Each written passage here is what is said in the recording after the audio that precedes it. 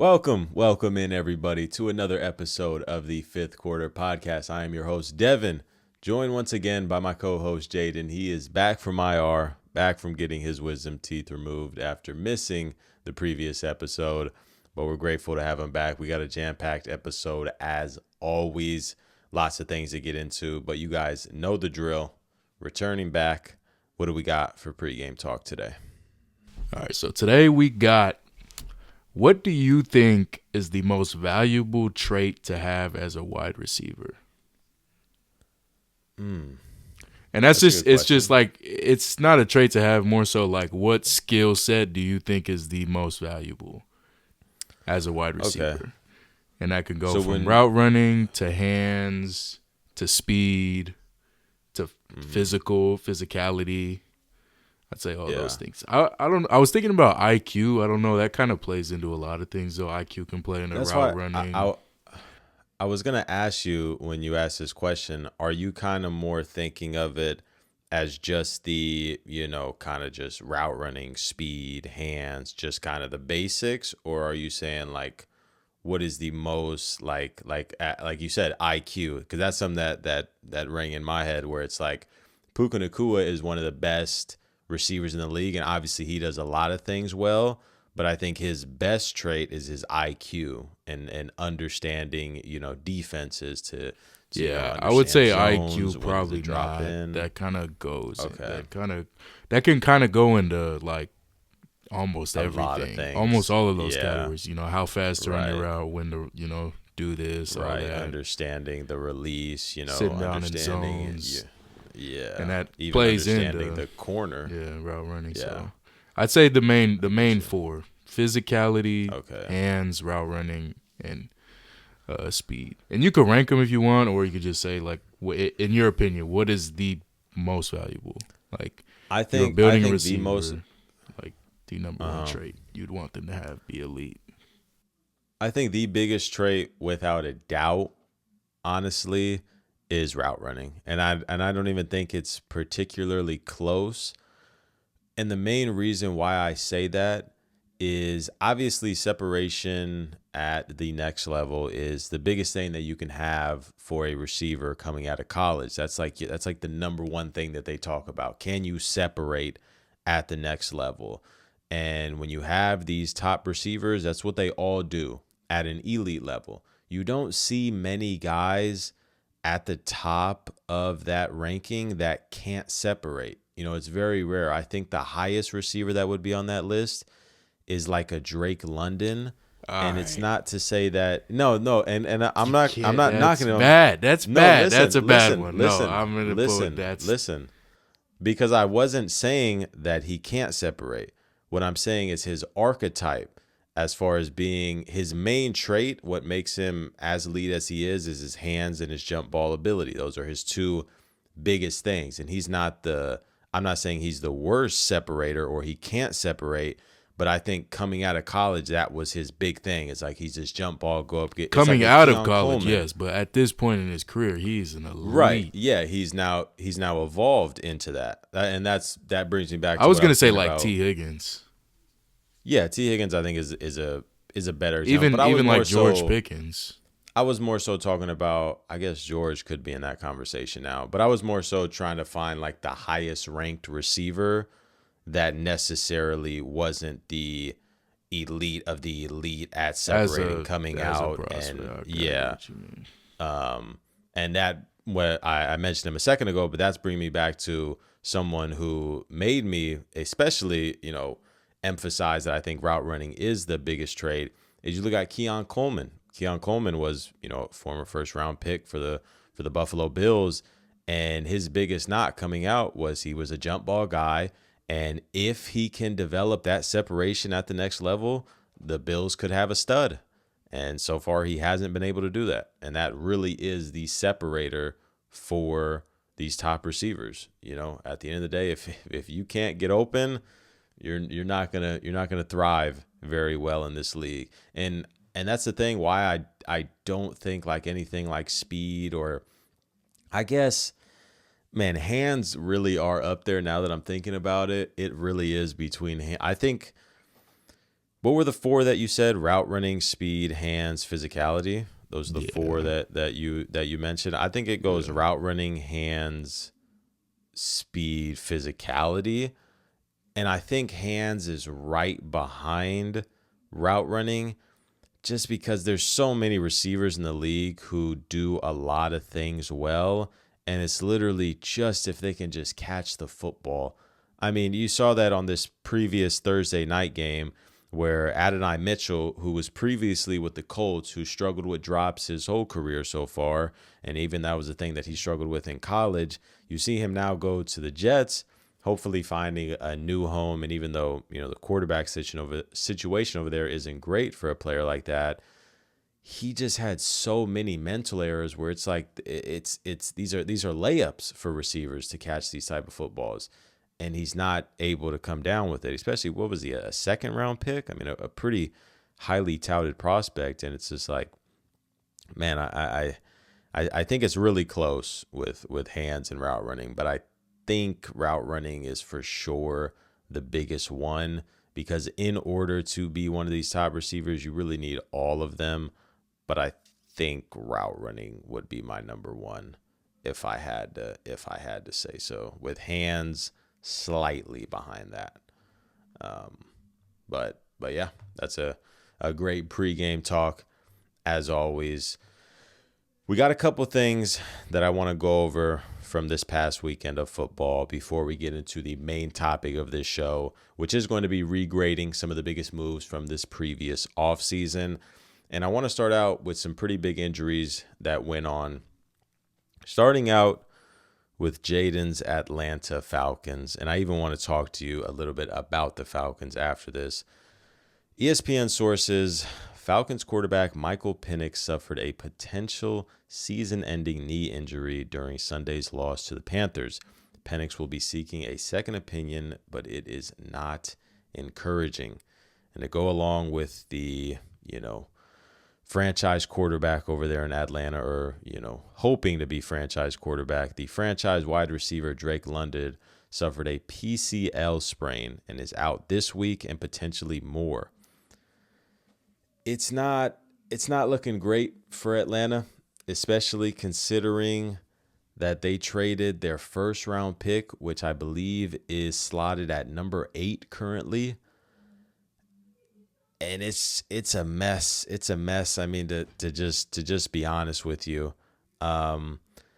what is, and I know this is a pretty loaded question considering everything that's going on, but obviously not having a pick in this year's draft is I mean, you can't even really put into words how terrible it is, especially considering that it's looking like it could be a top 5 pick.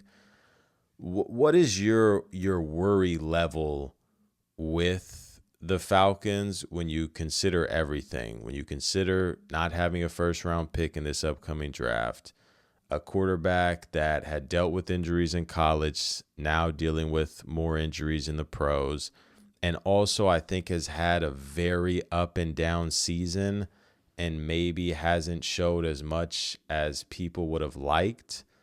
What is your concern level? And not to mention, I mean, Raheem Morris is also not doing a great job over there as head coach. What is your worry level with your Falcons currently? Like worry level just as a whole, like just as a future. Like going forward, how confident are you in seeing this thing turn around, or do you kind of see this spiraling out? I mean, I'm going to be honest. I mean, it's pretty bad. We just, like, as an organization, like, we've never embraced going into a rebuild. And I want you to think about that. When have the Falcons ever embraced the rebuild?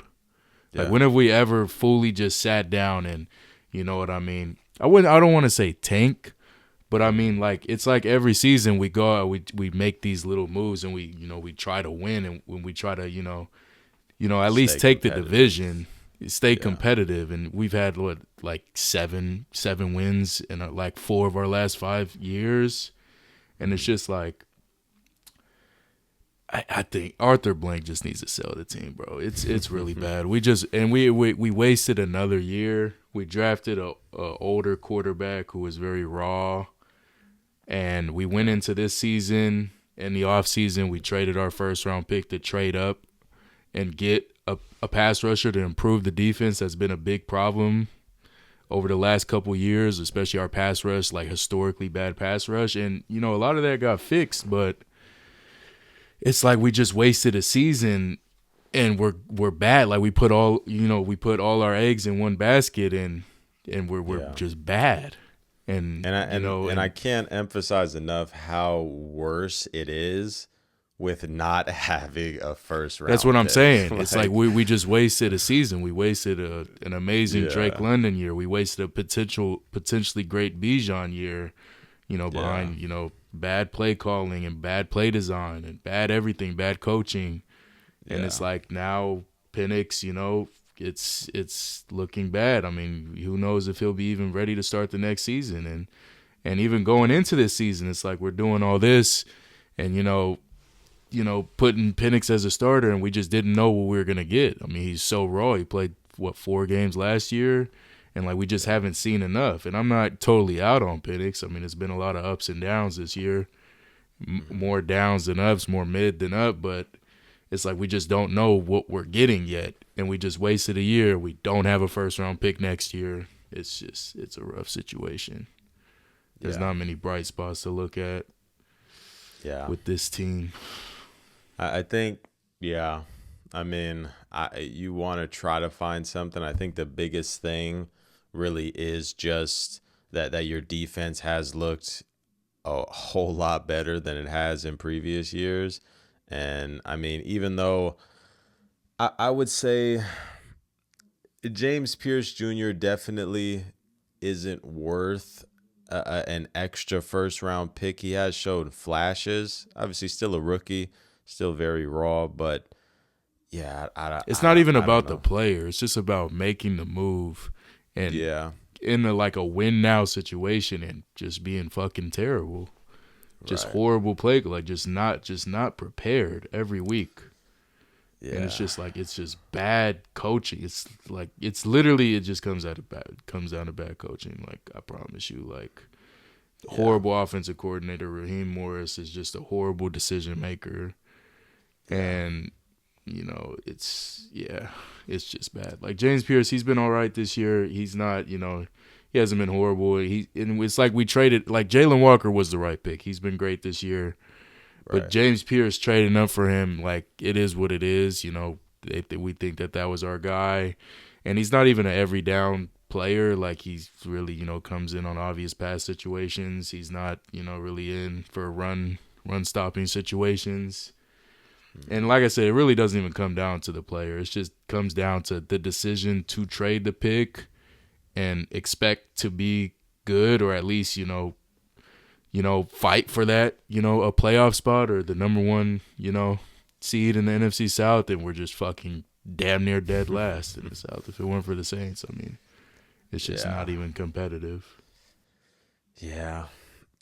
I don't want to gripe on the Falcons too much more. I know it's rough times, but just a really, I think even in the moment, it was definitely a really head scratching decision to be that aggressive and trade a first round pick when it wasn't guaranteed that you were a lock. If this was a team hell, even a division opponent in the Bucs trying to make a move or a team that has already been established in the playoffs, I think it looks a lot different. But it's tough scenes over there in Atlanta. We'll move to some more injury news. Eagles offensive tackle Lane Johnson expected to miss 4 to 6 weeks after suffering a Lisfranc sprain. I don't even know how to say that or what that even is, to be honest with you. But it's a big blow. It's a muscle in the. I'm joking. I literally have no idea what that is. I've never even. I'm not even gonna try to guess or. It's a ligament in the midfoot. Ligament in the midfoot. Okay, so a foot injury for Lane Johnson, and it's it's going to have him out for a significant amount of time. It looks like his, return table is right before the playoffs or potentially that first playoff game for the Eagles. And it's a very big blow. And you notice that during the rest of the game versus that Lions team on Sunday night. Their offense kind of completely changed the way it was looking. And yeah, I mean, this is we're talking about, I don't know if he's the best tackle in the league anymore, because the guy over there in Detroit is also really up on his game. But I mean, a consensus top 1, top 2 tackle over the past decade or so. You can't emphasize it enough how big of a injury this is going to be for the Eagles moving forward. Obviously fighting for that number 1 seed in the NFC, and just a tough blow all around. The next injury is, I guess in a way, some good news.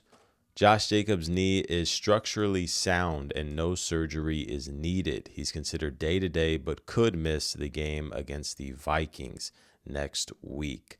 So this originally sounded pretty bad when it happened and when the reports were coming out, but luckily doesn't look like anything super serious. It would probably be the smartest decision to just sit out a game, even though it is a pretty big game coming up versus the Vikings. I think the Packers, even without a star in Josh Jacobs, I think they could still pull that out. So it just really depends on how he's feeling and what doctors suggest. But some good news, even though it is on the injury report, some overall good news for Packers fans.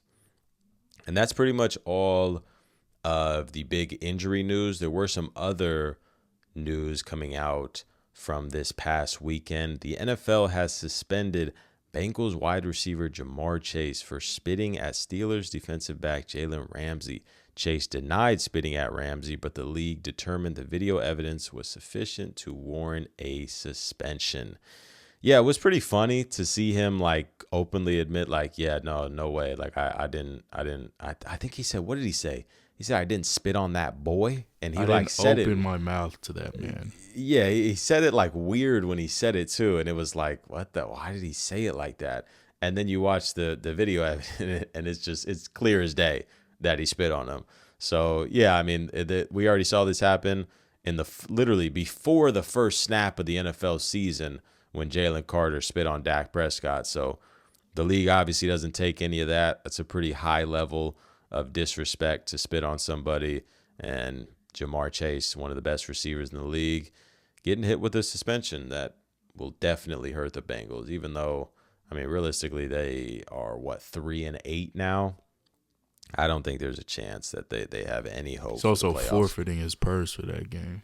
Just $800,000. Yeah, I did see that. Nuts. And I guess even some more news with this, with the Bengals taking that bad loss to the Steelers. Now Ja'Marr Chase out a game, which they'll probably. Who do they even play next week? I wonder if I can find that out real quick because I'm actually curious. I said 800,000. I'm at 500,000. I don't know where I got 8 from. Oh, his that he's gonna miss out on. Yeah. I mean, that's still lofty. But they play the Patriots. They play the Patriots next week, which, yeah, chalk that up. They're actually 3-7, not 3-8, but they're going to be 3-8 eventually. And even with this, I don't. The reports where Joe Burrow could be back on Thanksgiving, I don't see a world where that feels necessary. Why even would he? They'll probably be 3-10 by the time he does, or 3-9. I don't get it. I don't get why that. I don't know. I'm hoping he doesn't. If there's 7 games below 500 and there's literally 0% chance that they can make the playoffs, there's no reason for Joe Burrow to come back. So I don't know. That's something that I would suggest. But star receiver suspended for a game. One of the last little points that I want to get, or that I want to touch on before we get into regrading some of these previous offseason moves. Browns DN Myles Garrett is the first player in NFL history to have at least 12 sacks in 6 consecutive seasons after his 4-sack performance against the Baltimore Ravens. And we've shown Myles Garrett tons of love on this show. This is someone that we talk about nearly every single episode because he is that good of a player. But I wanted to ask, is it crazy to say that like Myles Garrett potentially can be like a top 5, top 10 defensive player ever? Like, is he nearly there already? I think if he's not top 10 or top 5, like he's damn close. I mean, do you think he can make like top 5 conversations when it's all said and done? Like defensive player ever or defensive end? I would say, I mean, I think on the defensive side of the ball, it's almost like quarterback. It's almost like when you say, oh, the best offensive player of all time. Like you kind of think like just quarterbacks, oh, Tom Brady's, Aaron Rodgers, Lamar Jackson. I think defensively. That's not fair. I think defense is more up in the air for some corners, some linebackers. That's fair. I just think when you look because off the top of your head, let's just go. Mm-hmm. Lawrence Best Taylor, defensive players: Lawrence Taylor, Aaron Reggie Donald, White, Aaron J.J. Donald. Watt. Put J.J. Watt in there.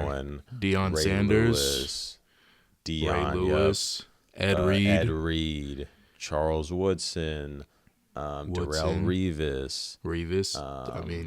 Champ Bailey, very underrated. Yeah. I think he's fringe. Bruce Smith, Mean Joe Green. Yeah. I mean, I don't think you have to only say edge. Yeah. But you only say edge. I believe he's top 10 edge of all time. Man, I wish I had the list. I wonder if I can pull up Keep talking. I'll pull it up. But I mean, it's unreal. I mean, as I mentioned, this is an NFL record. He's the first player to have 12 sacks in 6 consecutive seasons. He has 10 sacks over the past 3 games. I think he's out-sacked like half of the league. Or not half of the league. I'm actually lying about that. I think it was a graphic with like 5 teams or something that he's out-sacked this year, one of them being a division rival in the Baltimore Ravens, a team that he just put up 4 sacks on. So he's on an unreal pace. He's on pace to break the sack record right now. All right, I'm gonna just start asking you names. This is an NFL article. They named the top 31 defensive ends of all time. When was some this of these made? Players you've never heard of? I actually don't know, but it looks fairly recent. Okay, let's hear it. Michael Bennett. Yeah, 100%. Jared Allen. Yes. Bill Hewitt. I'm joking. I'm not going to ask you these 1930s players. Dwight Freeney. I'm going to say yes if he's better, no if he's not. Or if you take him over. Yeah, Dwight Freeney. Dwight Freeney. Yeah, I'm going to take Myles Garrett over Dwight Freeney. John Abraham. I'm going to take John Abraham's underrated for real. I'm going to take Myles, though. I'm going to take Myles.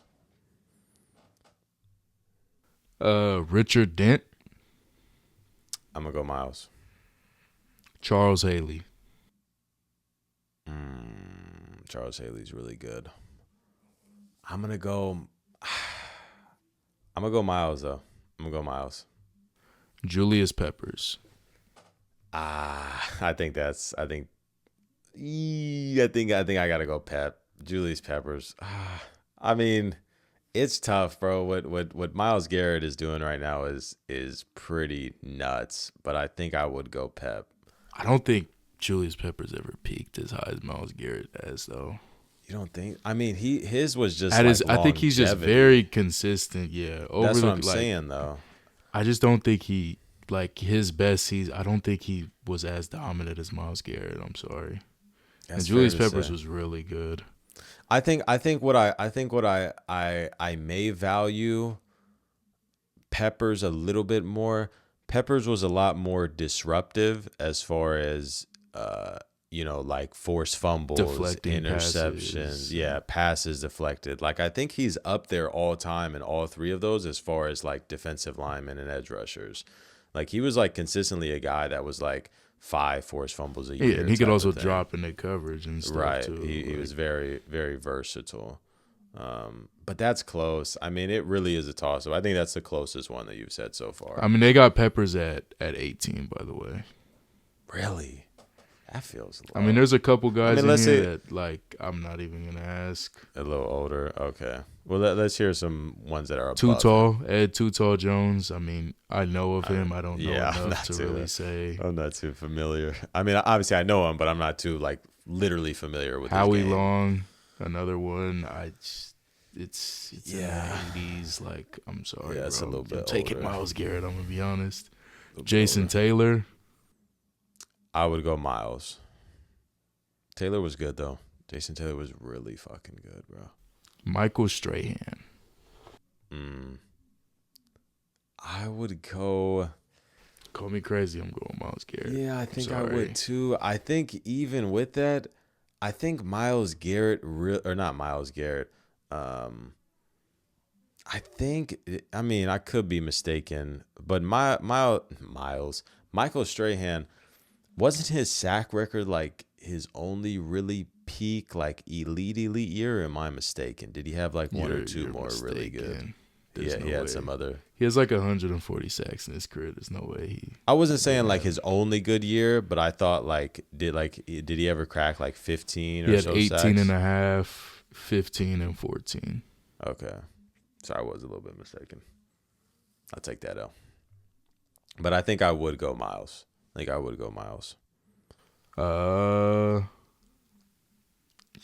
Jack Youngblood. I'm sorry, I can't. I just can't like ask that. Yeah, I do. It's JJ Watt. A JJ. Do you want? I think there's. All right, Gino Marchetti. All right, bro. They got him at 4. Played in the 50s. I don't know what you want me to say. I'm not too bad. Okay. So I'm gonna just go to the top. Reggie White. They don't have Lawrence Taylor on here. I'm gonna say Lawrence Taylor. Yeah, I'd go LT.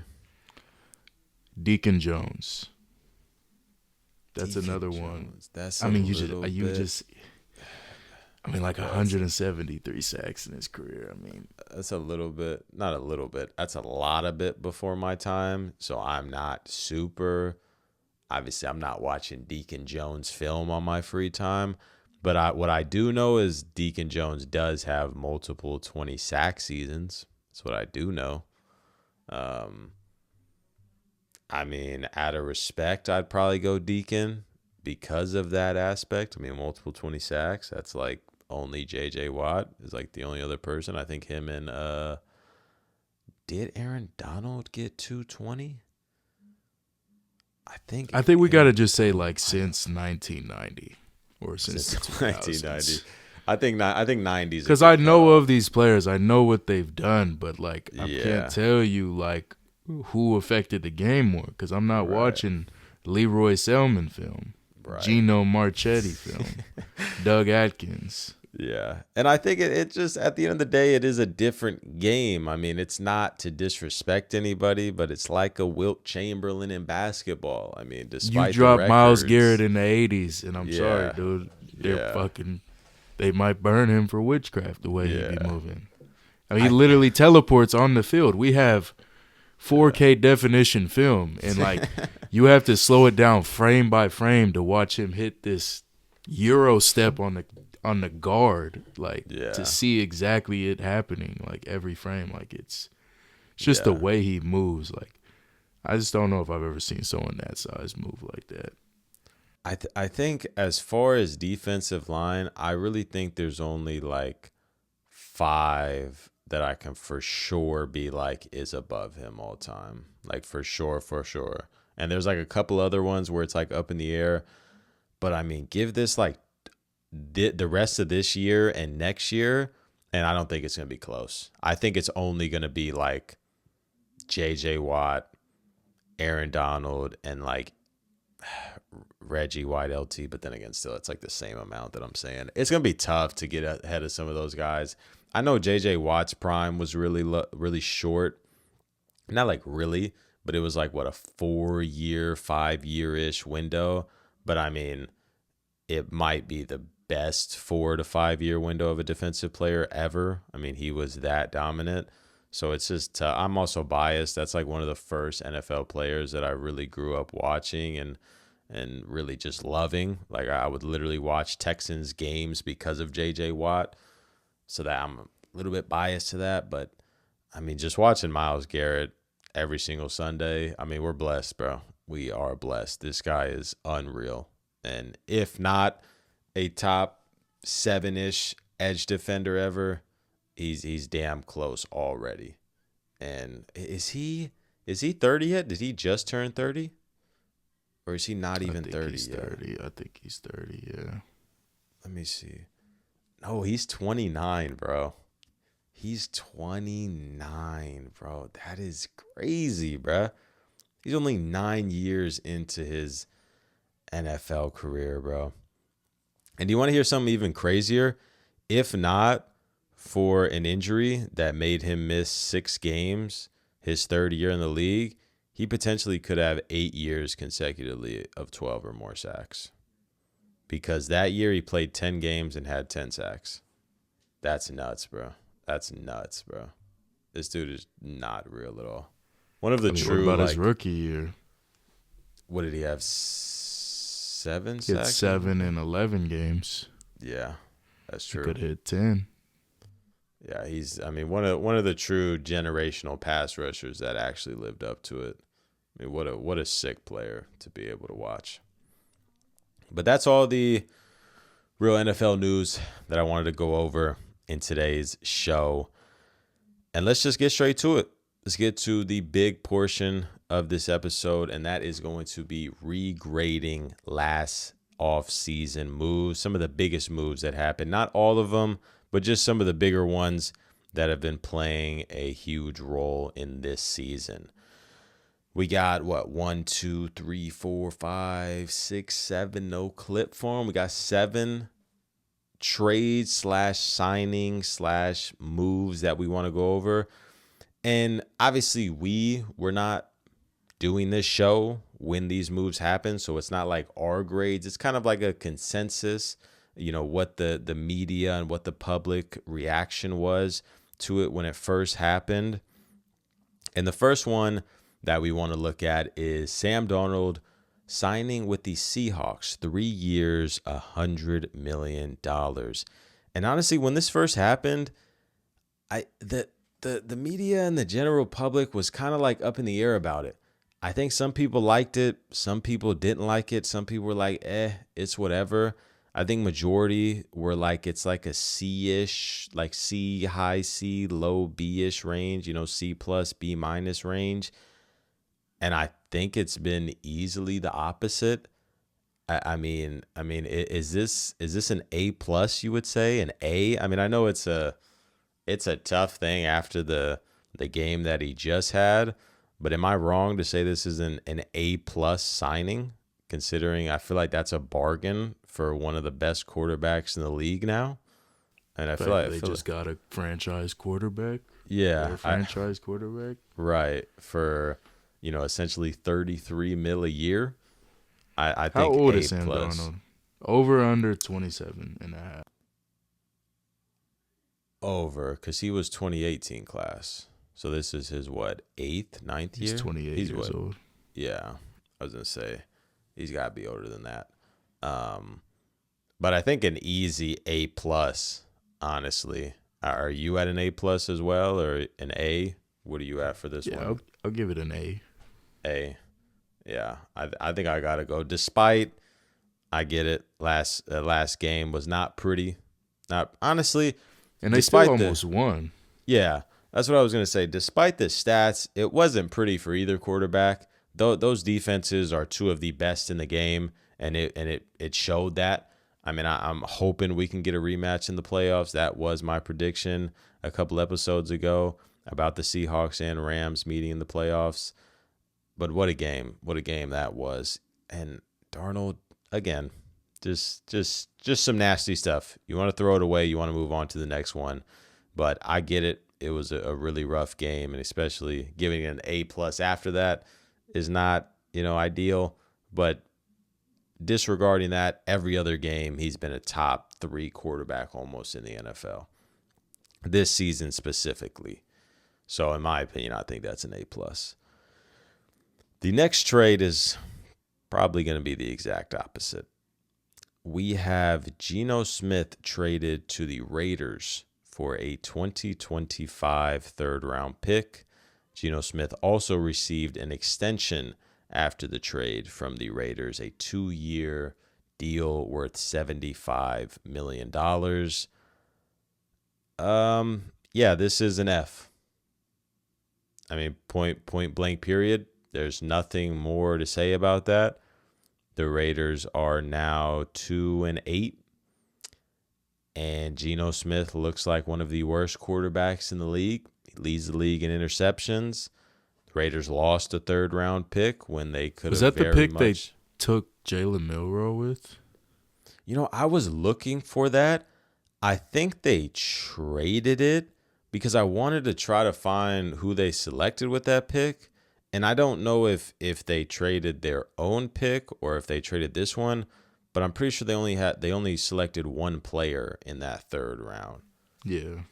And I'm not sure whose pick they used on that, if it was ours or if it was theirs or if they trade ours, whatever it may be.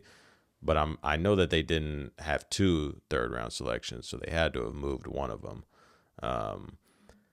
But yeah, it's an F. I mean, it's ugly. I don't even. I mean, the extension makes it so much worse. I've always been against extending a player before watching them play, unless you're trading for Micah Parsons or something like that. I don't agree with that. I don't agree with it at all. It's an F. It's an F- if you can even get there. It's bad. It's bad. It's bad. That's really all I got to say for it. For the Seahawks side, though, I mean, it's a hell of a trade. It's a hell of a trade getting a third-round pick for the worst quarterback in the league, potentially. Pretty big move. That's a pretty big move, I'd say. For their part, I mean, you got to give it an A. You got to. The Seahawks are back-to-back on here with A grades. I mean, they're just killing it all around, I guess, over there in Seattle. And the complete opposite for my Raiders. Speaking of that, a player that I just mentioned. Wait for my grade. All right. I'm sorry about that. Is it going to be anything different than what I said? I'll give it a D-. All right. There we go. Because this isn't the only year of Geno. What if he comes out next year and plays better? Yeah, This isn't the end all be all. Maybe he only throws 12 interceptions instead of 13 in 10 games. The next trade that I want to talk about is the Dallas Cowboys trading Micah Parsons to the Green Bay Packers in exchange for Kenny Clark and 2 first-round picks. And honestly, it probably stays the same for both teams. I think when people looked at this, they looked at it as a huge dub for the Packers and a massive loss for the Cowboys. And despite it still being a massive loss for the Cowboys, I think I'm a little higher on them in this trade with the 2 first-round picks. I mean, having 2 first-round picks in that 2027 class is, unreal. I talked about that last episode a ton, but I just really cannot emphasize enough how great that class is going to be. And to have 2 first-round picks over the next 2 years, I really do like. I think if I had to regrade this, I think I'd be in like a B-ish range. What I think originally a lot of people were probably giving this a C. And for the Packers, it stays the same at an A. I mean, Parsons is a Defensive Player of the Year candidate. I think a lot of people in the media and in the public were also in agreement with that when it happened, around an A. So I think I'd go like A for the Packers and a B for the Cowboys. I think it honestly I wouldn't say a win for both sides, but a win for the Packers and for the Cowboys that feel like they wanted to not go in a rebuild, but I guess felt like they needed more to get 2 first-round picks over the next 2 years, or 2 first-round picks in each draft over the next 2 years is pretty massive in my opinion. So I'd go an A for the Packers, B for the Cowboys. What would you give those teams on their grades? I'll go A for the Packers, and I'll probably go with C for the Cowboys. C. You're a little bit lower on it. You're just not fat. I mean, they lost Michael Parsons. Yeah. I mean, you're not emphasizing that enough. You're just acting like the Packers gained Michael Parsons. No, the Cowboys also lost Michael Parsons. That's true. That still is. That's fair. To be fair, though, they picked up Quinnen Williams, who in his first game, despite they traded a first to get Quinnen. Or what did they trade? They traded. What pick did they trade? Their pick or one of the Packers picks? So what it is it's going the Jets get to choose, or not choose, but it's whatever pick is higher, it's what they get. And I want to say, now that I'm sitting there talking about, and I was talking about the 2027 class, I want to say they gave up that 2027 pick, if I'm not mistaken. And the Jets get whichever team has the higher pick. So if the Cowboys are worse, which they'll probably be, they'll get that pick. And a 2026. No, they didn't trade. No, they gained. They sent the 2026 second and the 2027 first. Yeah. Not 2 first though. No, I didn't say. No, I was saying the 2026 second. Yeah. But yeah, I guess I was talking all about them having 2 2027 first. Really they traded Micah for Kenny Clark, Quinnen Williams, and a first-round pick, and lost a second-round pick in Michael Parsons. Looking at it that way, taking away that 2027 pick, I'm probably like a C+ now. But still in Quinnen Williams is great, but he's not Michael Parsons. Yeah. I guess Kenny Clark is aging. They didn't. Quinnen, is Quinnen? I know Quinnen is amazing, one of the best defenses. Is he still on like a 60% snap count? I'm not sure. He just doesn't really have the conditioning to be an every down defensive tackle. I'm not sure. I'm not sure. I'm pretty sure he didn't play a whole ton. Yeah, he's averaging 71% of the defensive snaps this year. Yeah. And 2024, he averaged 66. He's great. Don't get me wrong. When he's on the field, he's amazing. Yeah. But, Micah will play every play and do more. I don't know. Yeah. No, I get you. The next trade that we're going to be talking about is similar teams, but it is going to be the Steelers trading George Pickens to the Cowboys for a 2026 third and a 2027 fifth. For the Cowboys, this is, I would almost say, do I want to go A-? George Pickens has been one of the best receivers in the league this year, just to be honest with you, and giving up a third and a fifth for that's not a whole lot. Honestly, I think I'd be at like I feel like A- is a really high and heavy grade, but it's rightfully so. That's essentially like you're drafting this guy with that third round pick. Obviously, a fifth is, you can still get some great value, but yeah, I think I'm at an A- for the Cowboys. And for the Steelers, we'll talk about the receiver that they replaced him with next, but I think I'd be at like a C, maybe. I don't know. especially when we get to their next one, that will also be pretty low graded for me. I think I'm at a C for the Steelers and an A- for the Cowboys, honestly, with this one. I mean, are you in a similar range, or am I too high on one side, too low on one side?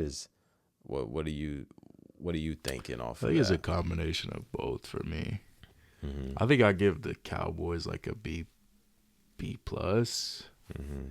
Steelers, I mean, you get a 3rd-round pick. I mean, that's pretty. Yeah. That's good value, I think, for Pickens, who didn't. I mean, Pickens is a great receiver. I just don't know how much he was gonna peak with the Steelers. I think that's very going true. to the Cowboys was his best. Was the best situation for him. Mm-hmm. The gunslinger like Dak. I give the Steelers like a C plus, I guess. That's fair. A They third. get a third, and they get some good draft compensation for it. Yeah, that's a good that's a good point as well. Pickens obviously wouldn't have been this type of receiver if he was on the Steelers this year, so he wouldn't be having this. It's not like they gave up this type of production that would have been there for their team. It's just ultimately the talent that he is. But I think that's Lord fair. knows what he would have did in the Arthur Smith-led offense. So, yeah. Yeah, that would have been Actually, Lord doesn't know. Jaden knows. So, yeah. We'll move on. But anyway, the next trade that we want to get to is another trade and extension, and we're staying with the Steelers. A lot of similar teams throughout these moves and trades this offseason.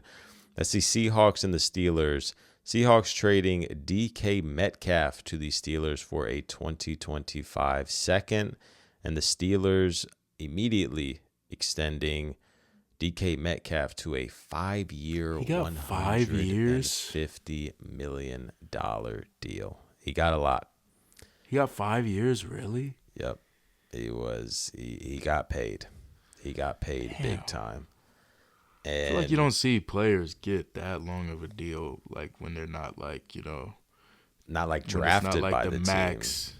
team. Not even just drafted, like just like a Jamar Chase or like a Justin Jefferson, or like, you know what I mean, like the best of the best. Yeah. And like the highest, the biggest contract. Right. It's not the biggest, contract. Like I'm not saying like that's a lot of money. I think it's just the length of it is kind of crazy. Yeah. And that's why for me, I mean, I gotta give this like a C minus, bro. Maybe even a D plus.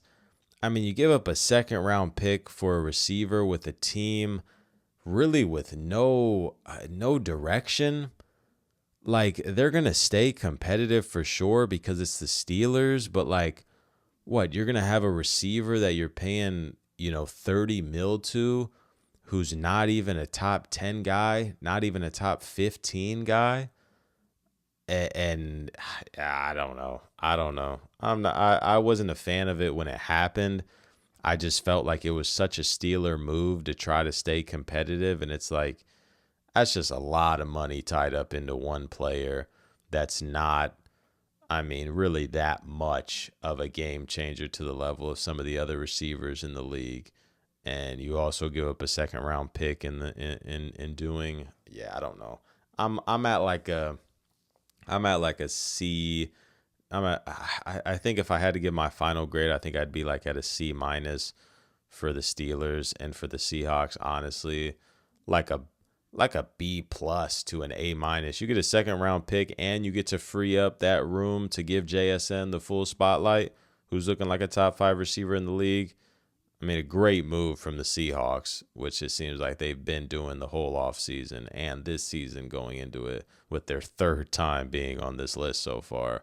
And again, like a C minus for the Steelers. What are you thinking for this one? Yeah, probably about the same for both. Yeah, because that's just way too much. Just way too much for DK, man. I like DK early in his career, but as it's gone on, I've just slowly have just moved away from DK. I'm just not the biggest fan anymore. But that's all the real trades. The Steelers backup. The Steelers backup? Is it still Rudolph? I think he's still on the team. I think I can't. I'm trying to think. I just gotta look it up. I feel like no, they didn't sign anybody, did they? Because I know they drafted Will Howard. Right. I don't know if that's think he's the backup. Okay, though. It is Mason Rudolph.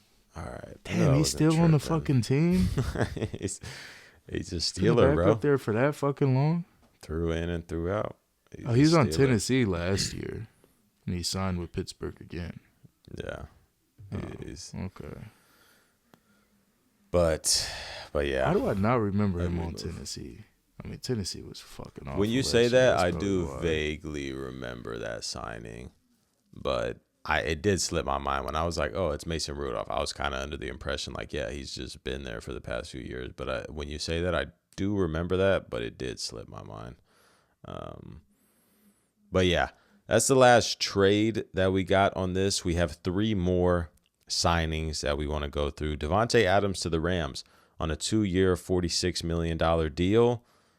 I mean, I wouldn't say it sucks. It's honestly a good thing, but a lot of really high grades on here. This is going to be like I want to go A, but I'm going to go B plus because I don't want to give everything an A, but I think I'd be at B plus. I mean, Davante Adams has been an unreal red zone threat for the Rams. That play that they run in the red zone every single time is unstoppable. When they come out in 13 personnel, have Davante Adams lined up 1-on-1, it's unstoppable. Honestly, that's just an RPO, right? Like he can hand that off too. Yeah. He has. Dude, I watched a video breaking it down. It was such a good video, but it broke down like all the different options that they have on that, and it's either a run to Kyron. Yeah, I think they have like multiple iterations of, it can be right up the gut. It can be an outside zone, whatever it may be. And then for Davante, he can either go a slant or a fade. And the percentage on it that they hit and that they score on that play is like unreal, bro. It's like you have one of the best route runners of all time and one of the best red zone threats of all time when you combine that route running with an offensive mind and Sean McVay and Matthew Stafford. That play is unreal. And I think it's really going to pay dividend in this playoff run that they ultimately go on. So I think right now it's a B plus, with potentially even going higher. And Jaden obviously agreed there with a B plus. The next move we want to talk about is Stephon Diggs to the Patriots, 3 years, $69 million. Kind of a lengthier contract than I would have liked it to be. I probably would have liked this to be a 2-year deal looking back at it. Even though Diggs has been great for the Patriots, I just think 3 years is a little lofty for an aging receiver. But, I mean, he's been killing it. I think if you'd be at a B. I think, yeah, because it's not to the level of an Adams. But honestly, you could consider it. You could put it on the same level considering how much he does. He's been their number one option, no? Yeah, 100%. But I'm more so looking at it as the fact like how much of a leader he's been to that team. Like you could even, I mean that sounds cliche, but it's real. Is Stephon Diggs a locker room presence? I mean, even though people were knocking him, I think he really has. You see the clips of after the game and on the sidelines, and I'm not gonna lie, I don't see much. I don't. Yeah, see I mean, I've seen a ton of things where he's on the sideline encouraging teammates. There's still more to go out there and get, and in the locker room speeches. He has 4 kids with 4 different baby mamas. Yeah, we all gotta have fun sometimes. I mean, shit, man, give me that type of bag, bro. I wouldn't say I'm moving the same way, but. I'd be getting it in. That's all I'm saying, man. My man Diggs is doing what he's got to do. But strictly on the football. Without having kids. Let's stay off the football. Why did Cardi B allow this? Listen, man, it's. Were they all conceived before they were? Nah, no way. See, I don't know. I've been seeing report. Now, I don't believe everything that I do be seeing on that because I saw one report and social media be getting me going. That's why I try to stay out of the comments as much as I do. There was one thing that I saw on TikTok where it was like Stephon Diggs reportedly moved out and moved in with his new girlfriend that he has pregnant or something. And everybody, this post has like 100,000 likes, and everybody in the comments is like, "Oh, we knew this was coming. Cardi's so stupid." It's like, bro, this is like so obviously a fake report. But yeah, I mean, this has just been Diggs though. I mean, you got that infamous interview when it's like, who would you not let date your sister for the Vikings? And everybody said Diggs. And it's a good point, bro. He's probably a chill dude to be around. But yeah, he ain't dating none of my family members, that's for sure.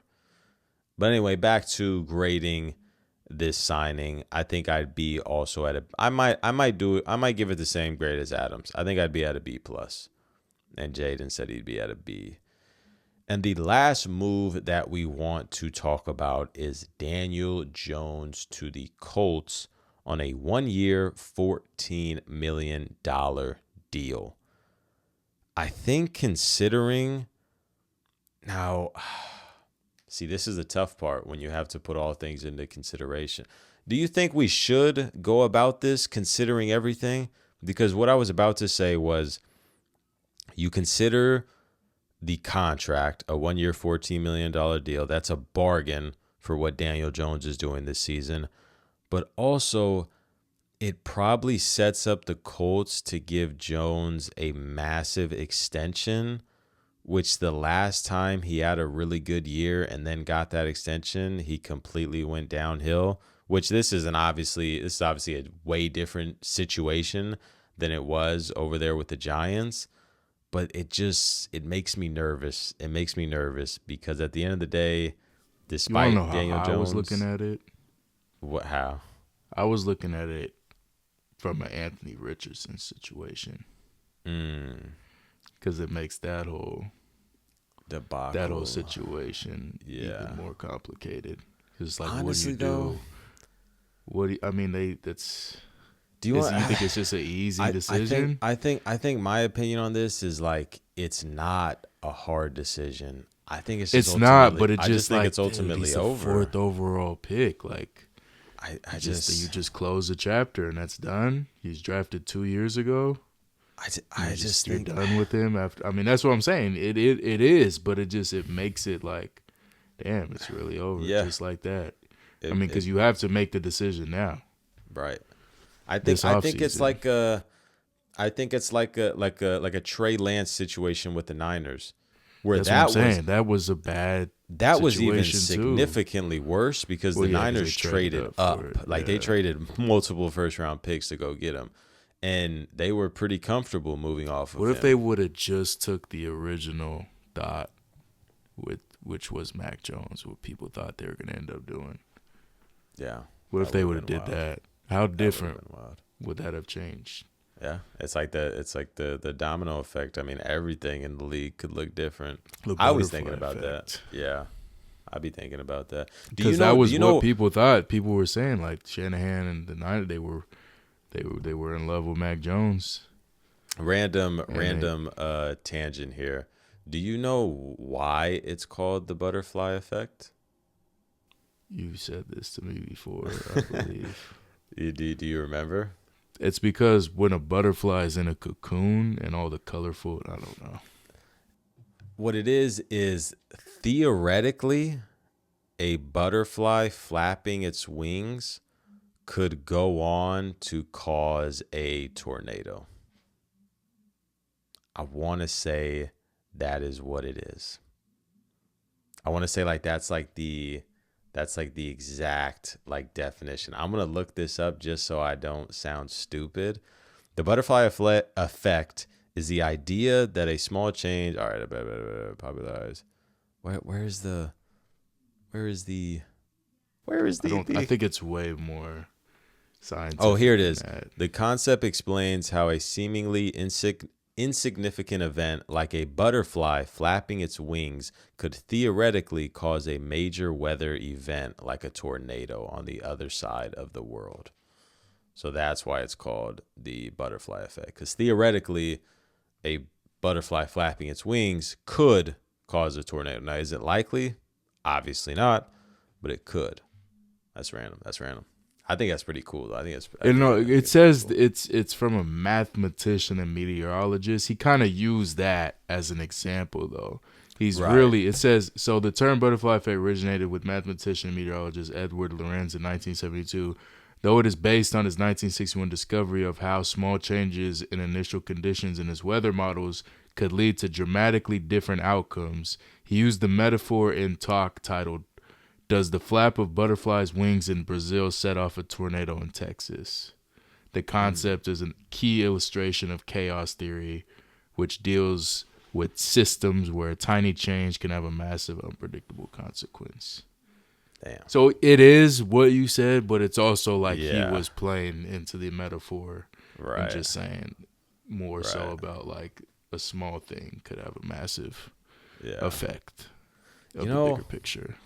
Speaking of that, before we get back to this last trade, I be thinking about stuff like that. Like, obviously, everybody would be like, oh, if I could go back in time and change, like, whatever, you go back and, oh, do this differently, do that differently. Sometimes I do be thinking about that, but I think about the butterfly effect a lot, where it's like, yeah, like, I wish I could go back and do things differently, or, like, know this so I could change this. But the butterfly effect is such a real thing where it's like, I don't think like I would. Like, honestly, right now where you are in life, I would go back and change the outcomes of my parlays and take the over or take the under. That's a good. That ain't a butterfly effect that I ain't worried about. Let's say I want to give you a scenario here. Let's say if you could go back to any time that you wanted and then live your life out from there, but you cannot like use anything for like money wise, like directly money wise, like as far as like betting or telling someone to do this, just as far as like, oh, I want to go back and I want to pursue this, and like technically that could lead to money, but it's like you're obviously having to work for it. You're not just betting or doing this. Would you go back to a certain point? Or would you just stay where you are content now and just live life, knowing that it could affect other things? Yes, I probably would. You think you would? Where would you go back? Now we're getting personal here, dude. I'm just curious. Would you go back like to high school? Would you go back to like your super kid? I'm just saying, because I be thinking about that. I mean, I guess this is probably like embarrassing to admit, but I would for sure. This is not embarrassing, but I would for sure go back to high school. Like not even high school. I think I'd go back to 8th grade, right before high school, and I would just really, really, really focus on sports. Like, I wish so badly that I played all 4 years. And that sounds like being like stuck like in the past type thing, like peaked in high school type shit. But like, I just wish I would have played. I just wish I would have played all 4 years of basketball and football. That's only my biggest regret. That's my biggest regret not in life. That sounds crazy. But something that I wish I did. If I could go back, I would simply. Now, are we assuming you would have made the team? Come on, bro. Man, once we get later on in this, man, I would love to put some clips up, whatever. Anyway, super, super, super tangent. Back to our last offseason move that we want to talk about, Daniel Jones to the Colts. Again, I think just looking at it from a this year standpoint, just regrading the move, I think it's easily an A. Like, just considering, the move when it happened and now where we're at, this move is an A. Now, in a year from now, when we were to regrade it again, this could look really bad. If the Colts give him a 4-year extension and he goes back to being the same Daniel Jones. But I think from a this year standpoint, from just looking at the specific signing, it's an A. Would you be in the same boat, or would you be a little lower? I gotta go A-. I can't give it the same grade as Sam Darnold that I gave Sam Darnold. I think, but I'm looking at it as the contract as well. But does it matter? Like, were they able to like do anything crazy? Because we have more with, like, substance money? on Sam Darnold. They were able to give him that 3-year because he had such a great year last year with the Vikings. Yeah, that's true. Like Daniel Jones, like he was like he's never people been were saying he should be out of the league last year. Like he shouldn't even be a backup damn near.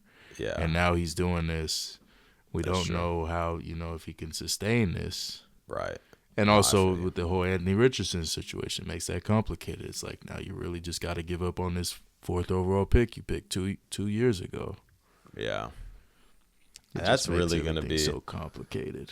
If the Colts do go with that, that really is going to be an interesting thing where he goes. And it could be a situation where it's like, Justin Fields all over again, where you got people that like him and he goes team to team and he just simply is not a quarterback or not a starting quarterback in this league.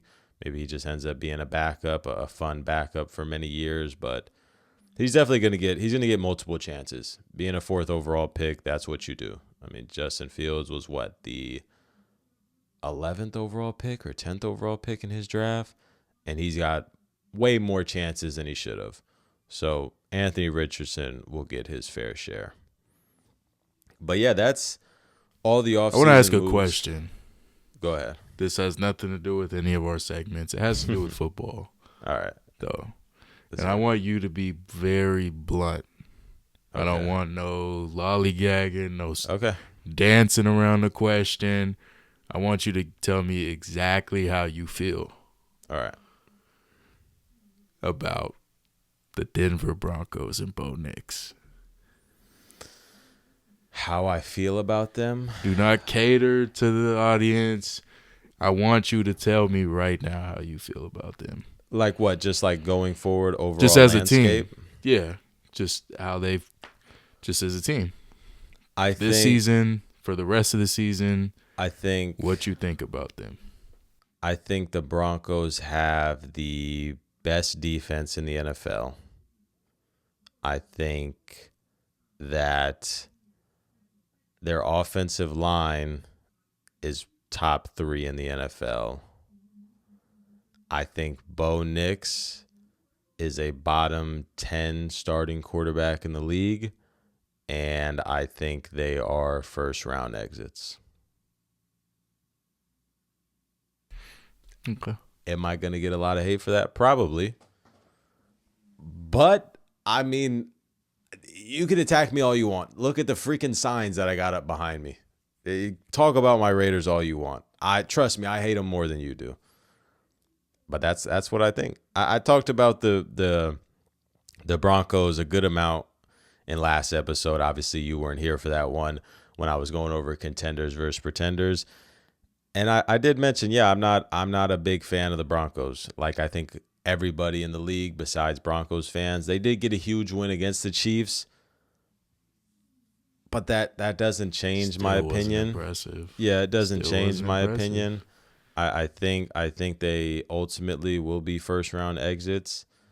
And it'll be a year where an amazing defense potentially gets wasted from quarterback play. And that's just the truth. That's just the hard, cold truth. People don't like it anymore. The truth hurts. Trust me. It hurts. It hurts. I hate hearing the truth myself. I hate hearing it, just like everybody. But yeah, that's a random one. A little bit of negative to I just want to get spicy to end the show, but we like getting negative around here every once in a while. Not a bad thing. But yeah, I think that's going to do it for us. A great episode on Jaden's return from the IR. We went a lot of different places in this episode. That was fun, going over a lot of different subjects in the NFL, getting a little bit, even a little bit off the field there, randomly going into some tangents. But yeah, that's going to do it for us, man. As always, if you guys did enjoy, make sure to leave a like. Make sure to subscribe. Make sure to rate us 5 stars. And yeah, we're out. Peace.